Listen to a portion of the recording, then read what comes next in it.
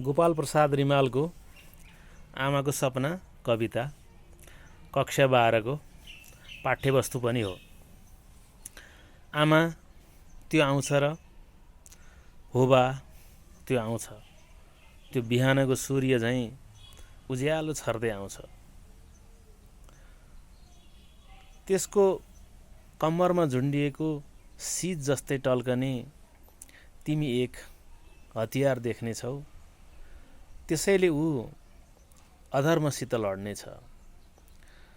त्यो आउँदा तिमी पहिले त सपना हो कि भनेर छामछुम गर्नेछौ, तर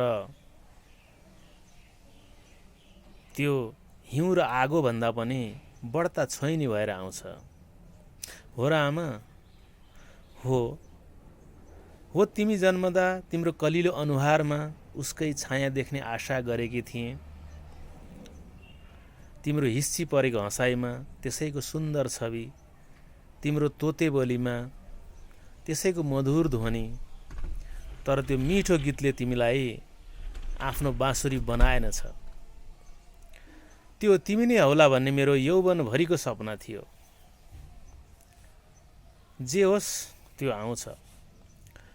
म आमा हुँ, सारा सिर्जना शक्तिको मुख भएर म भन्न सक्छु त्यो आउँछ। मैले यो कुनै अल्छी सपना देखेको होइन। त्यो आएपछि तिमी यसरी मेरो काखमा आएर घोप्टिने छैनौ। सत्य कुरालाई तिमी यसरी चुम्बकीय र कथा सुने झैं सुन्ने छैनौ। तिमी आफै नै त्यसलाई देख्न सक्ने, सहन सक्ने र ग्रहण गर्न सक्ने हुनेछौ।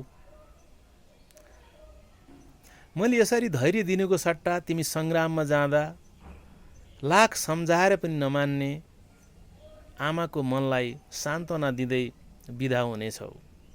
मैले यसरी रोगीलाई चाहिँ तिम्रो कपाल मुसारिरहनु पर्ने छैन।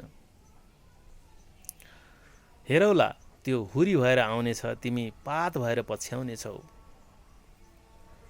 उहिले त्यो जीवन लोकबाट झरेर जुन जस्तै पोखिँदा सारा जडता सगबगाएको थियो बा, त्यो आउनेछ, तिमी उठ्नेछौ। त्यो आउँछ कि आमा? मधुर उषाले चराहरूको कण्ठलाई जस्तै त्यो आउने आशाले मेरो हृदयलाई कुतकुताइसक्यो आमा। हो त्यो आउँछ।